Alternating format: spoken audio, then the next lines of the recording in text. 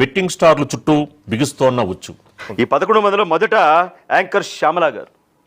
దయచేసి దీనికి ఎటువంటి రాజకీయాలు కానీ ఆపాదించొద్దు. నేను వచ్చింది సబ్స్క్రైబ్ చేసుకోవచ్చు కదా. సరే, రాజకీయం వేరు, మిగతా విషయాలు వేరు. కానీ ఒక మాట మనం చెప్పాలంటే ముందు మనం పద్ధతులుగా ఉండాలి.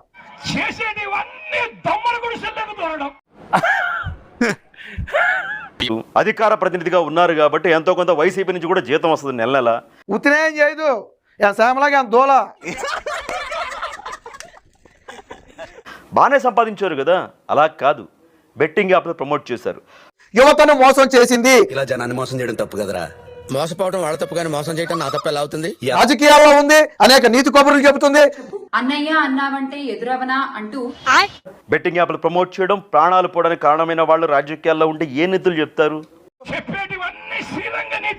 ప్రచారాల సమయంలో సినిమా డైలాగులు కొట్టి అధికారంలోకి వచ్చిన ఇప్పటి నాయకులు ఏంటే కౌంటర్ ఇస్తున్నావు?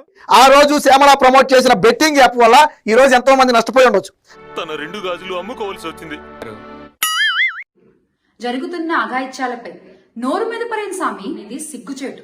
అయిపోయింది, బతికి అయిపోయింది. నీ కొత్త చెక్కేస్తారులే ఈ రోజంతా. తొక్కి పట్టి నార తీస్తాం, నెక్స్ట్ వేసేది నిన్నే. నడు వంచి దెబ్బలు కొడతాం. అంటే అన్నాడు గాని నడు వంచి దెబ్బలు కొడతాం. ఆ ఊహ ఎంత బాగుందో. వీళ్ళేంటి, వీళ్ళకి డబ్బులు ఇస్తే చాలు విషయాన్ని ఆ పాయసం అని చెప్పమన్నా చెప్తారు. ఈ యాప్ లో మీరు డబ్బులు డిపాజిట్ చేయొచ్చు, విత్డ్రా చేసుకోవచ్చు. చెప్పవే, నేను వింటాను కదా. ఓ చెప్పే. సమాజంలో ఇలా ఉండాలి, ఇలా ఉండకూడదని చెప్పి మీడియా ముందుకు వచ్చి ఆ సుద్దపోసు మాటలు చెప్తుంది.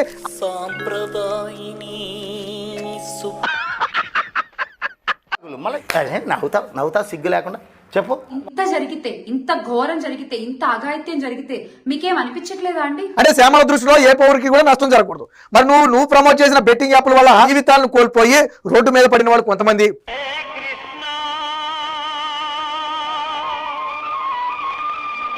ప్రాణాలు పోతున్నాయి సార్ మీరు వచ్చాక. తగ్గేదేలే అంట. అందుకే పోలీసులు కూడా తగ్గేదేలే అని చెప్పి కేసు నమోదు చేశారు, తీసుకెళ్తారు. వాళ్ళు అయితే 3 నెలలు లోపల వేస్తారు. 3 నెలల తర్వాత మళ్ళా వస్తాం, రెట్టించిన ఉత్సాహంతో మళ్ళా పనిచేస్తాం.